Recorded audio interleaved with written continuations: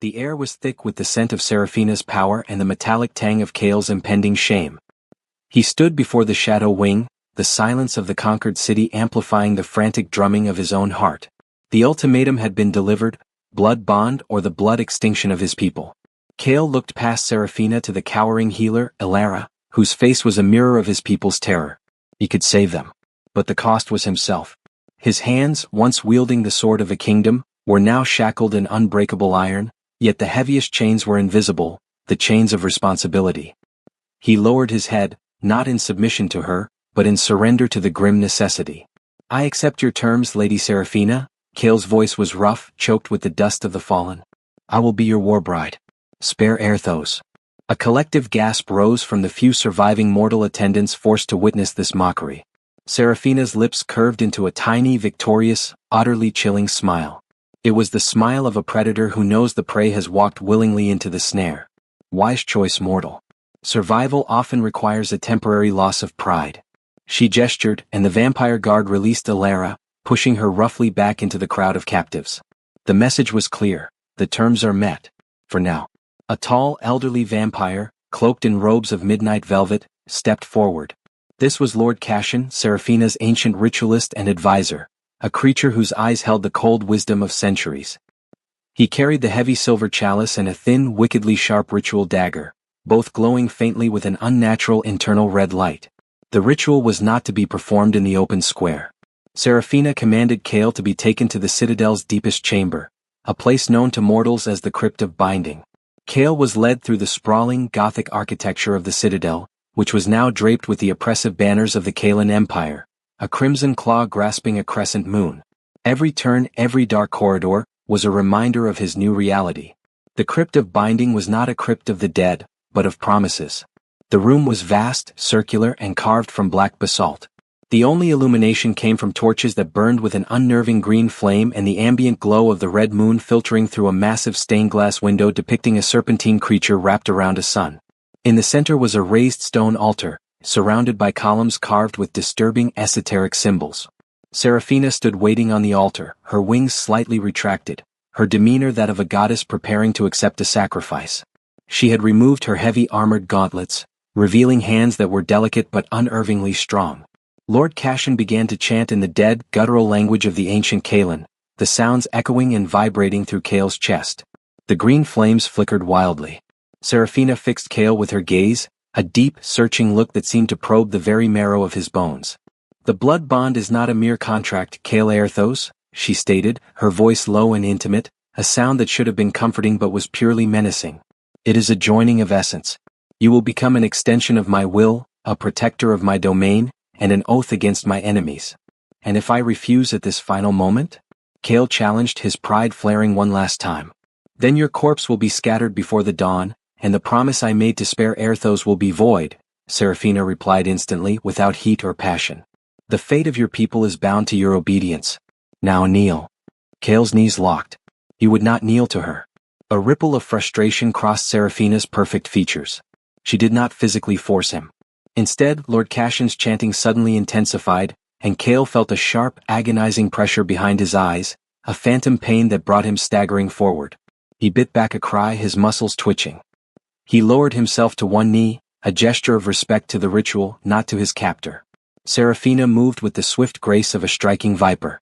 She produced the dagger, the same one seen in the thumbnail, thin and obsidian sharp, and extended her hand. Lord Cashin held the chalice ready. "You must offer the first taste, mortal. The offering must be made of your own will." Kale stared at the dagger, then at the chalice, a swirl of dark, viscous liquid already coating its inner silver. This is it. The last moment of his true freedom. He took the dagger from her hand. The cold metal against his palm felt like truth. He looked up, his eyes meeting Seraphina's scarlet gaze, a gaze that was neither hateful nor alluring but simply expectant. He didn't hesitate this time. He pressed the blade's tip hard against the flesh of his left forearm. With a swift, clean motion, he dragged it across his skin, opening a deep, crimson line. The pain was sharp, but the sting of humiliation was worse. The blood welled up, bright and warm against the cold stone of the crypt. He tilted his arm over the chalice.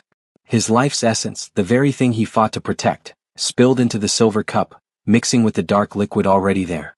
Seraphina watched the drip, her eyes darkening with a predatory hunger that was barely constrained. "Now the demand is answered," she whispered. She took the chalice from Cashin, holding it up. The combined liquids glowed with a fierce, unstable red light. The chalice vibrated in her hand. She then placed her own long, elegant finger against the jagged wound in his arm. Cale gasped, not from pain, but from the sudden, scorching chill of her touch, like ice burning. She pressed hard, drawing a fresh bead of his blood. "My turn," she murmured. Before Cale could react, Seraphina used the dagger to make an identical, symmetrical cut on her own pale, inner forearm. Her blood, thick and unnaturally dark, immediately began to seep out. She pressed her bleeding arm over the chalice. "The bond is a circle, Warbride," she intoned, her voice suddenly echoing with a deep, magical resonance. "My power demands your life. Your will demands my protection. Drink now and the oath is sealed." She held the chalice toward him. Cale knew this was the point of no return. His soul was about to be mortgaged. He took the heavy, cold chalice in his shackled hands. The liquid within pulsed with a fierce, hungry light. He raised it to his lips, his gaze locked with Seraphina's. He saw something in her eyes then, a flicker of vulnerability, a profound ancient necessity that went beyond conquest. She needed this as much as he needed the protection it offered his people. He swallowed the blood. It tasted of earth, fire, and something sharp and metallic, laced with an intoxicating, overwhelming power. The moment the last drop passed his throat, a blinding, scarlet energy erupted from the chalice. It slammed into Cale's chest, throwing him back against the stone altar. He cried out, but the sound was trapped in his throat. He felt the magic of the bond snap into place, a searing, electric connection to Seraphina's mind, a sudden surge of strength and a clear, terrifying knowledge that he was no longer his own. He looked at Seraphina, who was now trembling slightly, her eyes wide. The bond had taken hold. "It is done," she breathed, her voice a mix of exhaustion and triumph. She dropped to her knees beside him, her scarlet eyes burning into his. The magic subsided, leaving Cale physically drained but spiritually hyper-aware. His senses were unnaturally sharp. He could hear the drip of water 5 corridors away. Seraphina rose, her composure instantly restored. She looked down at him, a new kind of ownership in her gaze. "Rise, Cale. You are no longer merely a prisoner. You are my consort, my warbride, my bondmate." Cale stood, feeling the subtle, unwelcome increase in his strength, the phantom tug on his soul. The scar on his arm, the mark of the bond, was already closed, leaving a thin, silver-white line. "What is your first command, lady?" he asked, the words hollow, yet the question compelled by the bond itself. Seraphina moved closer, her crimson eyes gleaming with cold, calculated purpose. She reached out and traced the silver scar on his arm. "Your people are weak, Cale. My court is treacherous," she said, her voice dropping to a conspiratorial whisper that only he could hear. "My first command is this: survive. And destroy the rivals who seek to break our bond." Her final instruction, the true demand, the real core of the conflict, was delivered with a terrifying intimacy. "Prove to my court that you are worthy of my blood, or I will use the bond to end you myself." Cale ob Seraphina ka official consort ban chukatha. Magar is nay title any use dushmanan se gerliatha. Seraphina ki adalat court, sapan se bari huiti. The morning after the ritual was a symphony of suffocating silence and sharp whispers. Cale was granted quarters befitting Seraphina's consort, luxurious, yet heavily guarded, a gilded cage. His armor was replaced with tailored, dark velvet attire, but the change was merely cosmetic. He felt the invisible chains of the blood bond far heavier than his old shackles. His first formal appearance in the Hall of Shadows, the main court of the Citadel, was designed as a brutal test. The vampire lords and ladies, creatures of immense age and lethal vanity, scrutinized him with undisguised contempt. They saw him as a weak, temporary toy, a final insult to the defeated human race. The most dangerous among them was Lord Varric, a formidable vampire general with hair the color of polished mahogany and eyes like cold embers. Varric had openly coveted the position of Seraphina's consort for centuries. He stood apart, his disdain a palpable force. Seraphina was seated on her throne, an image of regal indifference. She barely acknowledged Cale's presence, forcing him to stand slightly behind her, exposed to the court's cruel judgment. Varric was the first to strike.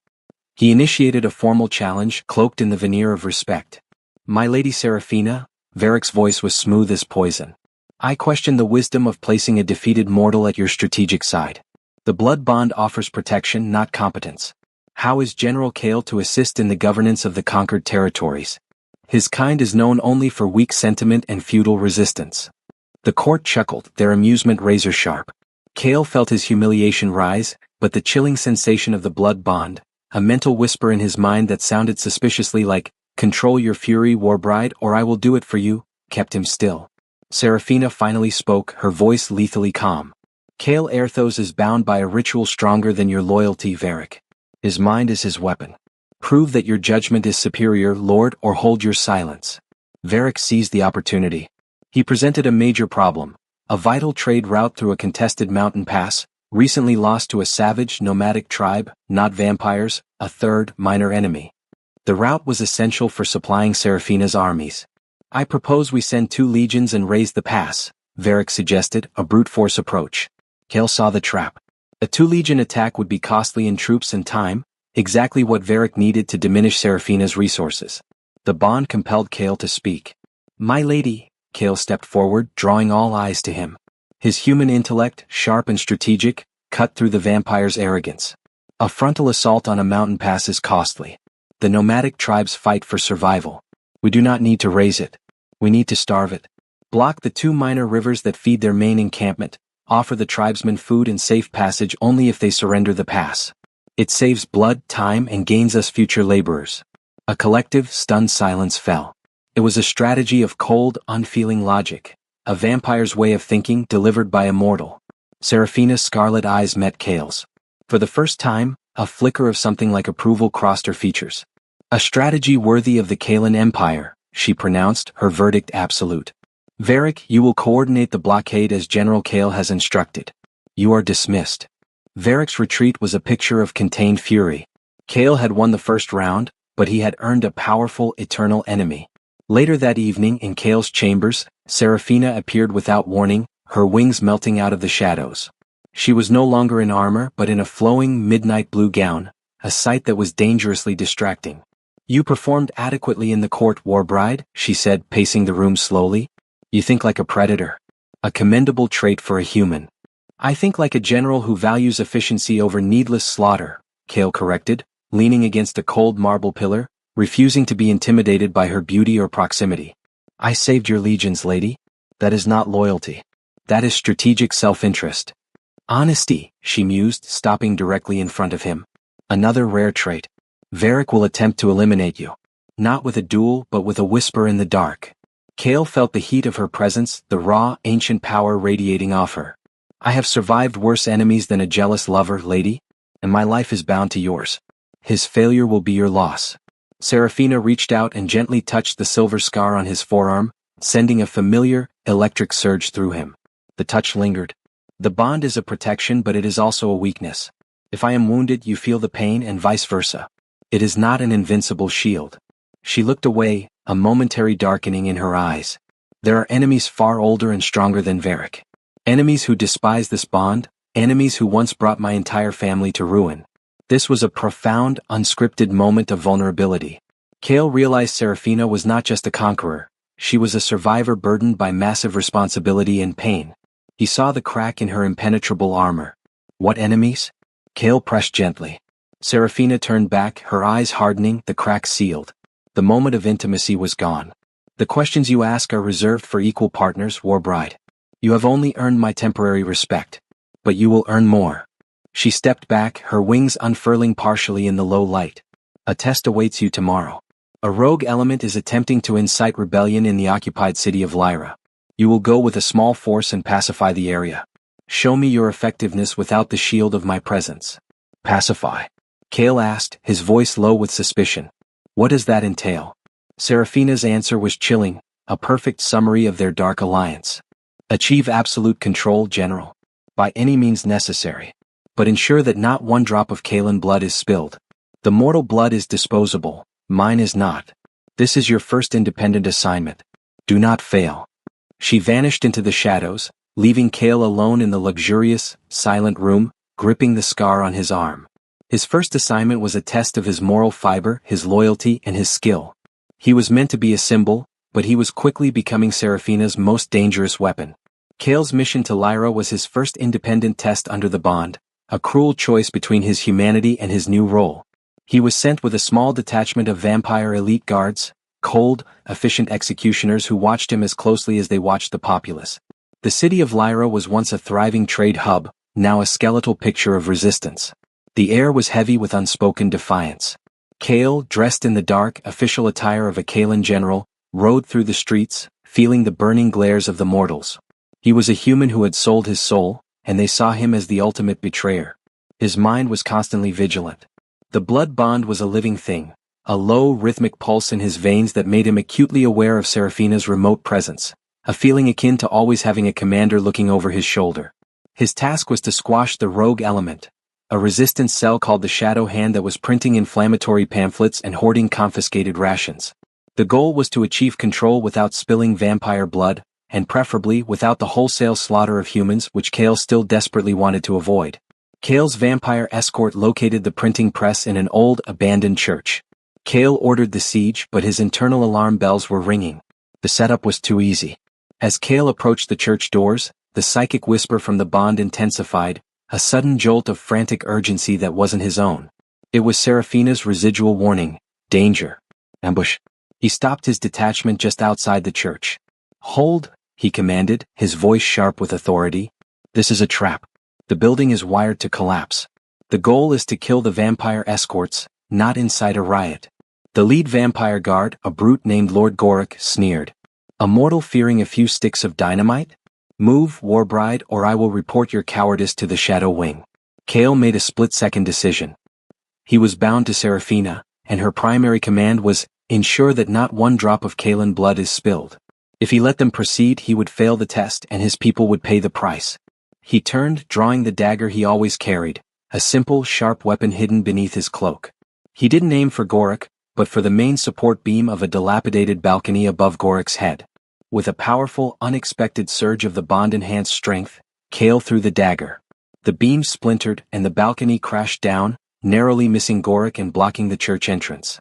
The building is unstable, Lord Gorik, Kale stated, his eyes cold and unwavering. My primary command is to protect the Kaelan blood. I've secured the perimeter and prevented an attack on your lives. We starve them out. Gorik, enraged but alive, could not dispute the action. Kale had followed the letter of Seraphina's command, saving the vampire lives, but using a very human, calculated risk. The next day the Shadow Hand cell, starving and dehydrated, surrendered. Among them Kale recognized a young woman named Lyra, the historical name of the city's founder, often used as a code name. She was the leader, fierce, defiant, and refusing to break. Kale interrogated her alone in the prison cellar. You risked your lives for pamphlets, Kale said, his voice quiet. A foolish effort. You know you can't win.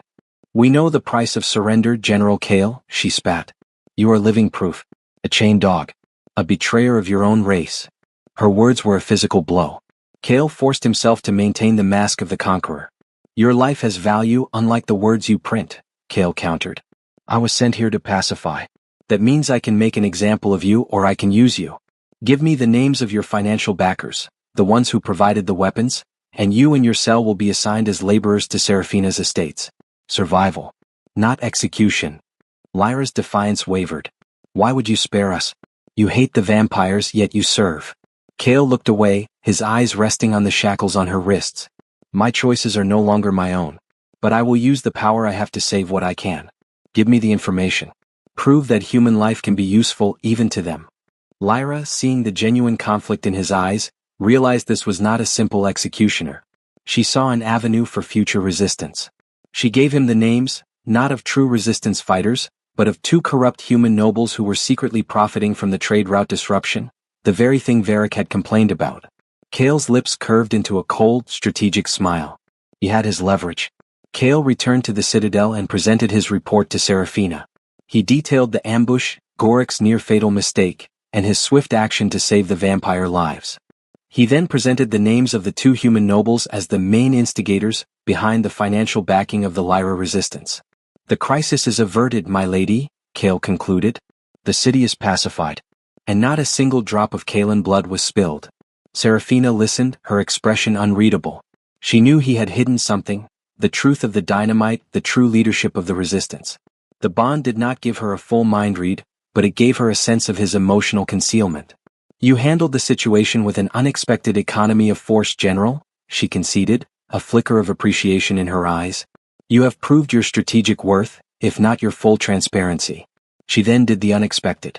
She stepped closer and gently pressed her fingertip to his temple. Cale felt a terrifying cold surge of her power rushing through his mind, not to control but to share information. Cale's mind was flooded with images. A ruined ancient battlefield under a violet sky. Seraphina as a child, her face etched with terror, watching a powerful, gargantuan creature. Not a vampire but something older, darker, tearing apart her family's castle. A whispered, agonizing name, the Elder Ones. The revelation that the blood bond was not just to protect her, but to shield both of them from a greater magical entity that preyed on powerful, solitary beings. The vision vanished. Cale was left breathless, reeling. The blood bond is a weapon against the coming darkness, Cale. Seraphina's voice was now heavy with the weight of ancient fear. You think I bonded you for conquest? I bonded you for survival.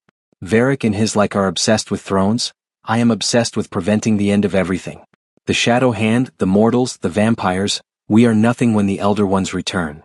She looked at him, her eyes pleading for understanding, a confession more potent than any love declaration.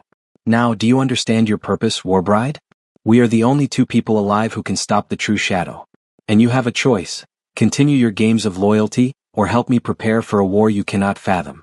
Seraphina's revelation about the Elder Ones, ancient, extra-dimensional entities that devour magic and life, changed everything for Cale. His battle was no longer against a single vampire queen, but against the true extinction of his world.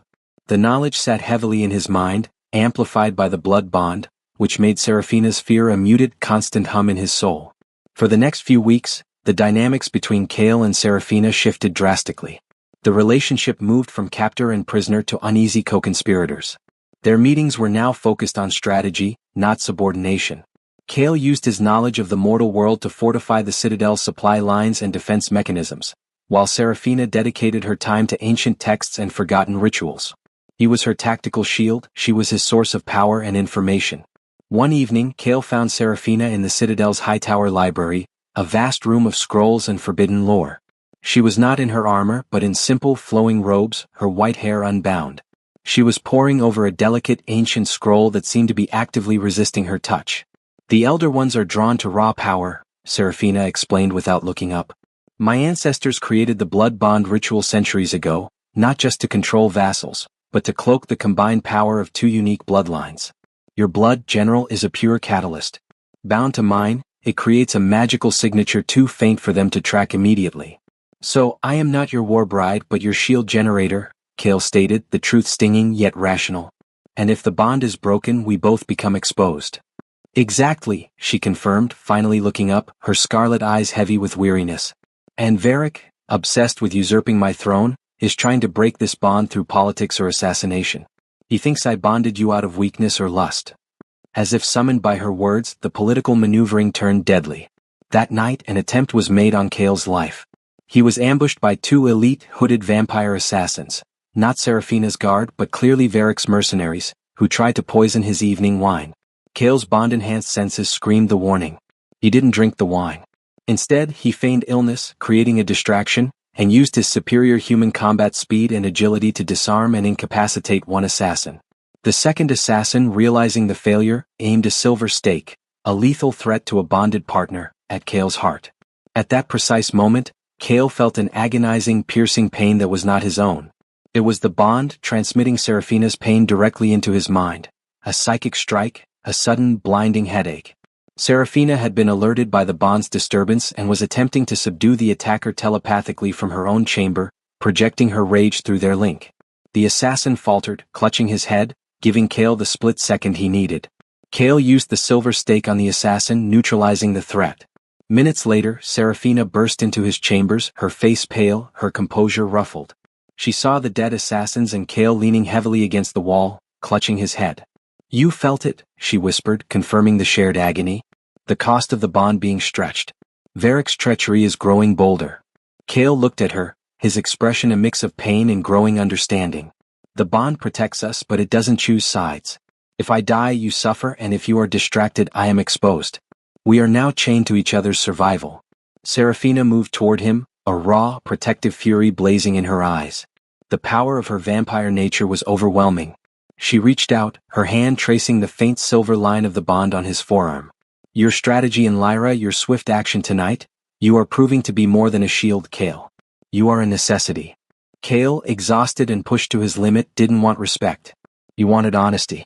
He reached up, grasping her wrist, his gaze fiercely defiant. Then stop treating me like an artifact. If we are to survive the Elder Ones, we must be equal. You must tell me everything, he demanded. Their intense proximity, the shared near-death experience, and the raw power thrumming between them via the bond culminated in a moment of pure, forbidden passion. Seraphina's eyes darkened, not with hunger for blood, but with a terrifying, ancient hunger for connection. She released his arm and, with a swift, powerful move, closed the final distance. She kissed him. It was not a gentle, romantic kiss. It was a vampire's kiss, dominating, possessive, and overwhelming. The psychic link exploded with sensation, pain, power, ancient sorrow, and a desperate, burning desire to possess and be possessed. Kale felt the intoxicating rush of their combined essences, the deep, primal connection of the blood bond, now activated not by ritual but by passion. The kiss broke as abruptly as it began. Seraphina stepped back, breathing hard, her eyes wide, shocked by her own impulse. That, she stated, her voice trembling slightly, was a warning. The bond amplifies everything, Kale. Control your desires, or I will use that vulnerability against you. Kale, shaken to his core, simply met her gaze, his own eyes burning with a sudden, powerful defiance that was fueled by his own rising desire. You fear the bond, lady? Kale challenged, his voice husky. Because it makes you feel human again. And I will use that fear against you. The intense, unexpected moment of the kiss solidified the new, volatile phase of Kale and Seraphina's relationship. It was now clear, the blood bond was not just a chain, it was a conduit for power, pain, and dangerous passion. Both were equally determined to ignore the attraction and focus on the coming war. Seraphina was now candid about their ultimate mission. They had to find the Sunstone of Lyra. They stood in the Citadel's private library, bending over a huge, ancient map drawn on cured dragon hide. Dragon hide. The Elder Ones cannot enter a domain protected by the Sunstone, Seraphina explained, tracing a line across a desolate, northern region known as the Cursed Wastes. It is an artifact forged in the heart of a dying star, capable of projecting a protective shield large enough to cover the entire continent. My family lost it centuries ago. And where is it now? Kale asked, his eyes already scanning the map, his mind calculating logistics and risks. It lies in the crypt of the Silent Watchers, deep within the Cursed Wastes, Seraphina revealed. A place guarded by forgotten ancient wards and creatures that even my legions fear. This journey must be undertaken quickly and alone. She looked at him with a predatory intensity. This is not a mission for armies, Kale.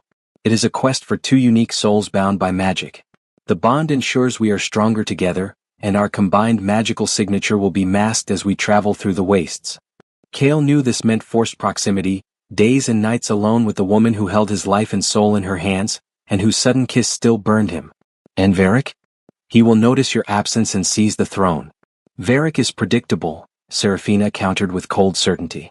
I have spread rumors that I am undergoing a private, extensive ritual to strengthen the bond. Lord Cashin will act as regent. Your absence, Warbride, will be explained as accompanying me for support and sustenance. Their journey began under the veil of the blood moon. Seraphina was in her functional lightweight armor, her magnificent wings folded tightly. Kale was cloaked, armed with his human blades and his burgeoning bond-enhanced strength. The Cursed Wastes were a nightmare landscape, jagged black rock, air thick with sulfur, and swirling mist that disoriented mortal senses. The bond proved immediately vital. When a localized temporal distortion, a common danger in the wastes, threatened to separate them, Kale felt the panic in Seraphina's mind. Before he could fall into the rift, the bond surged, pulling him sharply back towards her, a strong invisible cord snapping taut. The wastes feed on isolation. Seraphina's voice was rough as she steadied herself. They try to break links. Stay close, Kale. The bond is our compass. Their relationship on the road was intensely pragmatic. They spoke only of strategy, supplies, and threats. Yet, the physical intimacy of their shared survival was overwhelming. When they slept, they had to remain within 50 feet of each other for the bond to maintain its strength. Kale would watch her as she rested, noting the faint human rise and fall of her chest beneath the black metal, realizing that she was far more than the conqueror he hated. Midway through the journey, they were attacked by a flock of shadow harpies, venomous, winged creatures. The ambush was fast and brutal. Seraphina unfolded her wings and took to the air, an image of breathtaking, deadly grace. Kale stayed on the ground, covering her flanks. A harpy lunged for Kale, and as he ducked, its poison talons ripped across Seraphina's wing mid-flight. A shockwave of agonizing pain slammed into Kale's mind. It was immediate, searing, and focused on his own shoulder, mirroring the wound on Seraphina's wing. He cried out, staggering, his vision momentarily blurred. The poison. Seraphina yelled from above, her voice tight with pain and fury. It affects us both. The bond, which protected them from isolation, also magnified their injuries. Kale fought through the blinding pain, his fear for Seraphina overriding his own agony. He threw a grappling hook and pulled Seraphina down to cover beside him. As he frantically applied an antiseptic poultice to her wing, their faces were inches apart. The fear of death, not just his own but the magnified fear of her death, created a terrifying sense of mutual need. "Why didn't you dodge?" Kale demanded, his hands shaking slightly as he worked on her wound. "They were after your head, mortal," Seraphina hissed, her body tense with controlled agony. "The bond's first instinct is self-preservation. It forced me to protect the primary link. You are still the more vulnerable of the two of us. And you are the one with the wings." Kale shot back. The argument was fierce, not born of hatred but of desperate concern. As the initial danger passed, Kale found himself leaning into the warmth of her presence, and she did not pull away. The blood price of their bond was clear. They had to save each other whether they wanted to or not. As they rested that night in a shallow, magically shielded cave, Seraphina's guard was severely lowered by the trauma. Kale noticed a small, faded scar on Seraphina's neck, almost hidden by her hair. "That scar," Kale began, his voice soft. "It's old. Not from a battle." Seraphina touched the spot, her eyes distant. "A mark of my youth. Before the Elder Ones came from my house. Before I became the Shadow Wing." She revealed a painful truth. She was the youngest of 4 vampire siblings. The Sunstone had been her family's most sacred treasure. When the Elder One's shadow fell, her elder siblings, consumed by greed and fear, tried to use the Sunstone for their own power, instead of creating the shield. My family broke the original oath. They used power for conquest, not protection. And the Elder Ones devoured them one by one. I was the last, she confessed, her voice thick with ancient grief. I survived by fleeing and creating this empire, and by swearing never to trust anyone's blood but my own. Until you. She looked at Kale, her crimson eyes suddenly shining with unshed tears, a vulnerability he had never expected. "I need that Sunstone, Kale. Not for power, but to finally fulfill the oath my foolish family betrayed. And I need your purity to cleanse the artifact's corruption." Kale looked at the powerful, broken queen beside him. He wasn't just a political pawn. He was the key to her salvation and the world's defense. His hatred had not vanished, but it was being slowly replaced by a fierce, protective complicity. After weeks of perilous travel across the cursed wastes, Kale and Seraphina finally reached the location marked on the ancient map, the Crypt of the Silent Watchers. It was not a burial chamber but a massive, monolithic structure carved directly into the black rock of a desolate peak, designed to withstand the very forces of the Elder Ones. The entrance was guarded not by physical soldiers, but by a complex, pulsating magical ward, a shield of pure, invisible energy that repelled anything with a strong life force. Seraphina stopped before the pulsating barrier. "The ward was created to keep out the powerful. My vampire essence is too strong, it will repel me and alert every forgotten guardian in the wastes if I touch it," she explained. "And me?" Kale asked. "Your blood is the key," Seraphina said, her voice strained. "It is human, pure, and currently cloaked by the bond. You must be the one to breach the ward. I will push my power through the blood bond and guide you." Kale felt the terrifying implication. He had to act as the conductive wire for Seraphina's immense power. He nodded, accepting the impossible task. He placed his hand on the pulsating ward. An immediate, agonizing electric shock ran up his arm. The pain was brutal, but then the bond surged. Seraphina pressed her palm against Kale's back, pouring her controlled, crimson power directly into their link. Kale roared as the two energies, human purity and vampire force, met and merged within him. He felt the bond stretch to its limit, transforming his pain into a focused, powerful surge. The ward sputtered, shimmered, and then cracked open, leaving a fissure just large enough for them to slip through. Inside, the crypt was vast, cold, and utterly silent. The air tasted of ozone and ancient magic. The halls were lined with statues of winged, armored figures, the eponymous Silent Watchers, their eyes carved from obsidian, staring into the darkness. Serafina warned him, "These watchers are magically linked. They will awaken if they detect aggression or the scent of blood not consecrated by the bond." They moved through the crypt with terrifying intimacy, their bodies constantly close, their movements synchronized. Kale's senses, heightened by the bond, allowed him to detect pressure plates and hidden traps before they triggered. Serafina's centuries of knowledge guided them through the obscure runes and riddles. They reached a huge, circular chamber at the crypt's heart. In the center, suspended above a swirling vortex of shadow, was the artifact, the Sunstone of Lyra. It was magnificent, a large crystal that glowed with a warm, steady golden light, radiating life and healing energy. But the Sunstone was not alone. It was guarded by a powerful stone golem, a 10-foot giant brought to life by the crypt's magic. The golem's eyes were the same obsidian as the silent watchers. The golem attacked immediately. Its movements were slow but devastatingly powerful. "It is immune to my blood magic," Serafina shouted, launching a powerful scarlet bolt that simply shattered against the golem's stone chest. "We must find the hidden mechanism to disable it." Kale took the initiative. He engaged the golem in close quarters, using his human agility to dance around its crushing blows. He was no match for its strength, but he used his speed to distract it, drawing it away from Serafina. The fight was intense. Kale managed to locate a glowing blue rune on the back of the golem's neck, its power source. But to reach it he needed a clear shot. "Serafina, snack. I need a clear line," Kale yelled, narrowly dodging a crushing blow that sent massive stone debris flying. Serafina acted instantly. She didn't use a blast of magic. Instead, she used her raw physical strength. She flew at the golem's legs, slamming into it with the force of a battering ram, momentarily rocking the massive creature off balance. As the golem roared and stumbled, Kale leapt onto its back, using his enhanced bond strength to drive his small dagger deep into the glowing blue rune. The golem froze, its obsidian eyes fading to dull black. It collapsed in a massive pile of rubble. They had won, but the victory was costly. The fight had been messy and Serafina was visibly exhausted. They approached the Sunstone. It radiated an almost blinding, pure energy that felt like a healing balm after the constant darkness of the cursed wastes. "We must perform the cleansing ritual now," Serafina said, her voice urgent. "The Sunstone has been corrupted by the selfish desires of my family. It must be made pure before it can be used to shield the world." She produced a small leather-bound book with ancient symbols. She guided Kale to place the Sunstone between their joined hands. "Your blood is the conduit for purification, Kale. The magic of the bond will ensure your life force is not drained." Using the obsidian dagger, Serafina cut a vein in her wrist, letting a steady stream of her dark, potent blood flow onto the Sunstone. The stone hissed and the golden light dimmed slightly, struggling against the dark, corrupting force of her blood. Kale followed suit, cutting his own wrist and letting his pure, warm human blood mix with hers on the Sunstone. As their two bloods, one dark and ancient, one light and pure, mingled and reacted on the surface of the Sunstone, the blood bond erupted with a force stronger than ever before. Kale felt his mind flood with an overwhelming mix of Serafina's history, her regret, and her fierce love for the world she was trying to save. The Sunstone pulsed fiercely.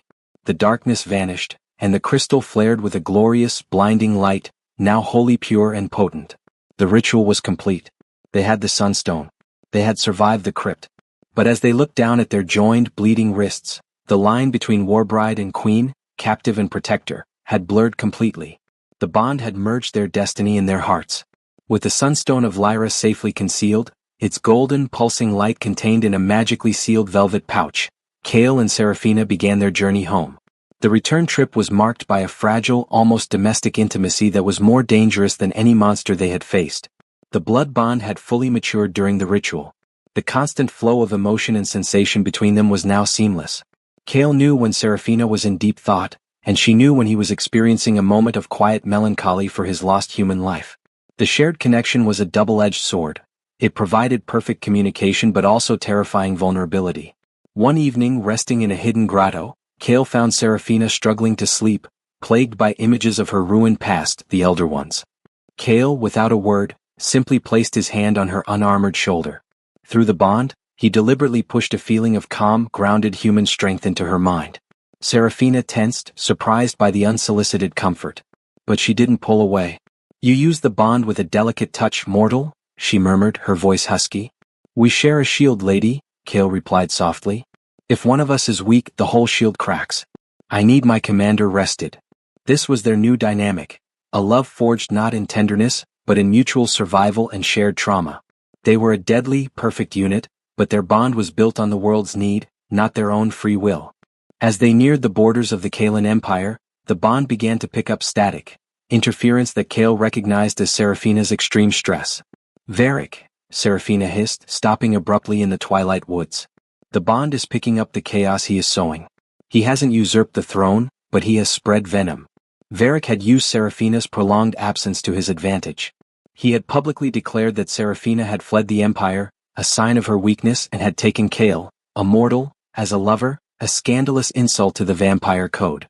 The crowning blow, Varric had captured Ilara, Kale's former healer, and publicly declared that the moment Seraphina returned, Kale would be forced to choose between his vampire bond and his human loyalty.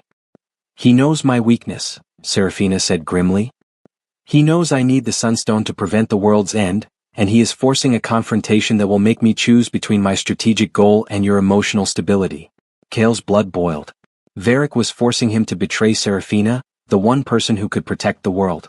Just as they finalized their strategy for a discreet, strategic entry back into the Citadel, they were met by a dark figure. It was Lyra, the leader of the Shadow Hand resistance cell Kale had spared in Lyra. She was cloaked and alone. She had used the chaos of Varric's power play to track Kale. "General Kale," Lyra whispered urgently, ignoring Seraphina entirely. "We heard the rumors. You sold your soul, but you saved our people in Lyra. Now we must save you." She handed him a folded piece of parchment. It was a detailed map of a secret underground network beneath the Citadel, tunnels used by the original human builders. "Varric has fortified the Citadel's main gates. You cannot enter through the front. Use these tunnels. They lead to the old king's chambers, which connect directly to Seraphina's private tower," Lyra urged. Seraphina watched the exchange, her expression completely unreadable. Kale looked at Lyra, then at the map, and finally at Seraphina. He knew Lyra was giving him a genuine avenue of escape and a chance to bypass Varric's trap. But he also knew that entering the Citadel through secret human tunnels would look like a betrayal to Seraphina's court. "We thank you, Lyra," Kale said, accepting the map, his voice firm. "But my path lies through the gates of the Citadel. I will not sneak into my own home." Lyra looked devastated. "You choose the vampire over your freedom? She is a monster, Kale." "She is the world's last chance," Kale corrected, his eyes hard. "Now go. Do not interfere. Your resistance will have its moment, but not yet." Lyra vanished into the shadows, leaving Kale holding the map, the physical proof of his ongoing human loyalty. Seraphina did not question Kale about the exchange. She knew he had refused a chance for freedom. That was proof enough of his renewed loyalty to the bond. "Varric is waiting for us to enter the Citadel through a vulnerable point so he can ambush us and claim the Sunstone," Seraphina concluded. "But we will give him exactly what he expects, a vulnerable entrance." Kale and Seraphina devised a brilliant, deadly strategy. They would use the element of the bond itself as a weapon. They marched straight to the main Citadel gates. Varric, flanked by his personal guard, was waiting. "Ah, the Shadow Wing returns," Varric mocked, his voice echoing in the courtyard. "And you bring your little mortal consort. I trust the ritual was satisfying?" Seraphina, standing tall in her armor, her wings slightly flared, radiated cold fury. "Lord Varric, you have violated the sacred law by challenging my authority in my absence. You will pay the blood price. I merely protected the throne from a foolish conquest and a weak mortal bond," Varric countered. "The court agrees, the blood bond must be broken. And I shall do it myself." Varric gave a silent signal. Hidden archers on the parapets aimed their powerful, magical arrows, not at Seraphina but at Kale. The plan was simple: kill the bondmate, and the shockwave of pain would incapacitate Seraphina, allowing Varric to claim the Sunstone and the throne. The archers released their deadly volley. The courtyard was paralyzed in a moment of deadly silence. The archers' magical arrows, tipped with crystallized sunlight, lethal to vampires and designed to shatter the blood bond, flew straight towards Kale. Kale, pinned in the open, felt the panic of his imminent death, but the sensation was instantly overwhelmed by a terrifying surge of cold, primal fury radiating from Seraphina through their link. She acted not as a queen or a general, but as a predator defending her most vital possession. Before the arrows could reach Kale, Seraphina launched herself forward. She didn't use her wings to fly away, she used them as a shield. With a deafening roar, she enveloped Kale in the massive span of her shadow wings, cocooning him completely. The arrows struck her wings and her back armor with terrible force. The crystallized sunlight didn't pierce her, but the impact sent a psychic shockwave of blinding, agonizing pain straight into Kale's mind via the bond. Kale screamed, clutching his head, feeling the mirrored impact across his own spine. Seraphina was injured, and the bond was magnifying her suffering 100-fold inside him. Yet Kale knew he was alive because of her. Varric, shocked that his ambush failed, roared a command to his guards. Kill the mortal. Break the bond. Seraphina slowly lowered her injured wings, her breathing shallow, but her eyes burning with a cold, absolute rage. The bond's magnified pain had pushed Kale beyond fear, replacing it with a focused, destructive power. Varric, Seraphina's voice was low, deadly, and layered with the echo of ancient vampire command. You dared attack the sacred bond. You forfeit your right to the blood price. You will simply die. Kale stepped out from behind Seraphina, drawing his blades. His focus was absolute. He and Seraphina were now fighting as one deadly consciousness. He's mine, Kale stated, meeting Varric's gaze. He is a disease in your kingdom. I will cut him out. The fight began. Varric, relying on brute force and dark magic, lunged at Seraphina. But Kale was there first. Kale used his speed, his agility, and his detailed knowledge of vampire weaknesses, all amplified by the bond. Seraphina, though wounded, used her immense blood magic to create distractions and control the field. As Varric focused a deadly blast of dark energy at her, Kale intercepted the blast, the sunstone hidden on his person momentarily drawing in the dark energy, shielding them both. Kale realized the truth. The sunstone was now linked to the bond, acting as a secret third power source. The dual attack overwhelmed Varric. Seraphina, seeing an opening, used her most powerful forbidden magic, a psychic attack amplified by the blood bond, to flood Varric's mind with his own darkest fears and betrayals. As Varric screamed, momentarily paralyzed, Kale saw his chance. He darted in not to stab Varric in the heart, but to slash the jugular vein, a move taught to him by Seraphina herself. A strategic, mortal kill that didn't invoke complex magic. Varric collapsed, his blood staining the citadel's stone floor. The threat was over. Lord Cashin, the ancient ritualist who had been watching the entire spectacle from the throne room entrance, stepped forward. He knelt before Seraphina. The bond has proven its strength, my lady, Cashin stated, his voice filled with awe. The traitor has been judged by your combined strength. The court submits to the Shadow Wing and her consort. The remaining vampire guards of Varric's faction immediately laid down their arms, terrified by the sheer unified power of the bondmates. The victory was complete, but Kale was staggering. The combined pain of the magical attack and Seraphina's wounds was too much.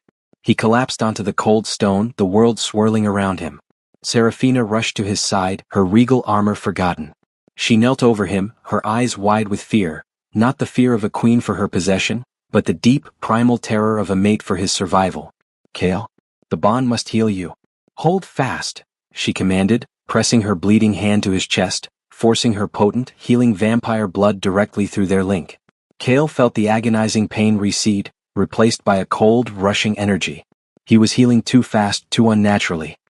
He looked up at her, grasping her face between his bloodied hands. Why did you shield me? Your wings, the sun-tipped arrows. Seraphina's breath hitched, a deeply human sound of pain and confession. Because if you die, I will break. The pain would shatter me. And the world needs the sunstone. I need you. She lowered her head, pressing her forehead against his, their physical and psychic pain merging in a silent, desperate confession. I tried to use the bond as a chain, Kale, she confessed in a ragged whisper. But it has become the only piece of my soul I have left. You are no longer just my warbride. You are my equal. We rule and we fight together. The fight had not only killed Varric, it had killed the barrier between them. The captive and the conqueror were gone, replaced by two fiercely bonded partners facing a common, terrifying enemy. With Varric eliminated, the internal threat was crushed, but the external threat was intensifying. Kale and Seraphina now ruled the Kalan Empire as equal partners, a dynamic the vampire lords had never witnessed. Kale was the chief strategist and commander of the joint human-vampire military forces, while Seraphina was the magical and political sovereign. The first thing they did was use their authority to dismantle Varric's cruelties. Kale formally met with the captured members of the Shadow Hand, including Lyra. He didn't offer them freedom but a choice: join the fight against the Elder Ones or remain imprisoned. Lyra, seeing Kale's power and Seraphina's genuine shift in focus, agreed to the alliance, providing the vampires with crucial knowledge of the human realm. Seraphina, meanwhile, concentrated on preparing the Sunstone of Lyra.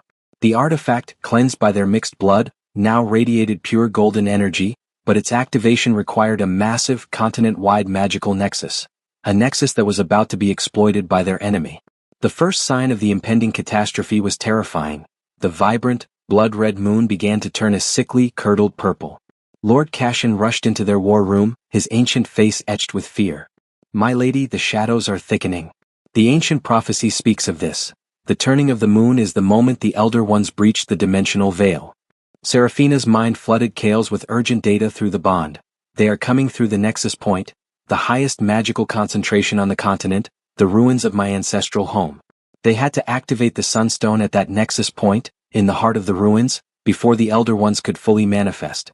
"Kale, we go now," Seraphina commanded, already donning her war armor. "We will take a small elite force. Lyra's human fighters know the terrain around the ruins better than anyone. They will be our vanguard." "We activate the Sunstone," Kale confirmed, strapping on his armor. "But if the bond is what cloaks us and the Sunstone is what shields the world, what price must be paid for the world's defense?" Seraphina avoided his eyes. "That question, Warbride, must wait until the shield is active." Their final army was a display of their new regime. Kale's most loyal human warriors and Lyra's seasoned resistance fighters marched alongside Seraphina's elite vampire guard. They entered the cursed, desolate ruins of Seraphina's ancient castle. The ruins were shrouded in a churning, sickly purple fog, the palpable manifestation of the Elder One's presence. The fog was laced with pure, consuming magic that sapped the strength of every living thing it touched, especially the magically potent vampires. Seraphina was immediately weakened. "The fog, it feeds on my essence." Seraphina gasped, clutching her head, the agony transmitted directly to Kale via the bond. "I can resist it better," Kale shouted. The purity of his human blood, coupled with the bond's cloak, gave him surprising immunity to the fog's draining effects. Kale took the lead, hacking his way through the ruins, shielding Seraphina with his own body. The former queen, who once commanded legions, was now entirely reliant on her mortal Warbride for protection. They reached the central courtyard, the Nexus Point. In the middle was a shattered stone altar, crackling with unnatural, purple energy. As Kale cleared the final debris, the dimensional veil tore open with a sound like tearing silk. The first of the Elder Ones manifested, a colossal, shifting silhouette of shadow, teeth, and impossible angles. It was immense, terrifying, and radiated an oppressive cold that threatened to extinguish all life. "The Elder is here. It's too fast," Seraphina screamed, forcing the warning through the bond. "Kale, activate the Sunstone now. Place it in the Nexus." Kale pulled the glowing Sunstone from its pouch. The Elder One sensed the life-giving energy of the artifact and roared, sending a massive psychic wave of panic toward them. The shockwave slammed into Seraphina, who was already weakened by the fog. She crumpled, unconscious. Kale was completely exposed, holding the Sunstone, the entire burden of the war resting solely on his shoulders. He felt the terrifying emptiness in the bond, the loss of Seraphina's consciousness, a profound, agonizing isolation. He looked at the Elder One, then at the Sunstone. He had to complete the mission alone. He charged the Nexus Point. Kale stood before the shattered altar, holding the glowing Sunstone of Lyra, with the first massive Elder One bearing down on him. Seraphina lay unconscious nearby, her wings slack, the purple fog draining her life force. The isolation in the bond was deafening, terrifying. The Elder One, a shifting vortex of darkness and malice, roared a psychic command: "Surrender the light, mortal. Submit to the void." Kale felt the ancient, crushing weight of the creature's power. He was a mere mortal, but he was fueled by his training, his loyalty, and the fierce, protective love the blood bond had unexpectedly ignited. Kale knew he couldn't fight it physically. His only chance was the Sunstone. He leaped onto the shattered altar and slammed the Sunstone into the center of the dark, crackling Nexus Point. The moment the Sunstone connected with the Nexus, it erupted. A glorious, golden pillar of pure, life-affirming light shot into the sky, tearing through the purple fog and momentarily banishing the oppressive darkness. The Elder One shrieked in agony. The golden light was pure pain to it. The light instantly began to heal the land and, more importantly, it hit Seraphina. Kale felt a massive jolt of energy through the bond. Seraphina's consciousness was returning, but she was still deeply weakened. The Elder One, seeing the Sunstone was activated, shifted its attack. It didn't aim for the stone, it lunged for the source of the protection, the bondmates. It launched a massive targeted blast of dark energy, aimed squarely at the unconscious Seraphina, intending to break the bond by killing the vampire lord. Kale had no time to think. He knew that if Seraphina died, the shockwave would instantly kill him, and the Elder One would destroy the Sunstone and breach the world. The only way to save her, the stone and the world, was to use his own body as the shield. With a superhuman surge of will, Kale threw himself over Seraphina's motionless form, placing his own body directly in the path of the Elder One's deadly blast. The blast hit him. Kale roared as the immense cold power of the Elder One slammed into him. It wasn't just physical pain, it was the sensation of his life force being ripped away, of his human soul being consumed by shadow. However, Kale's pure human essence, amplified by the blood bond and now directly touching the Sunstone's light, did the impossible. It reversed the magical flow. Kale's life force, the blood price, acted as a final deadly conduit.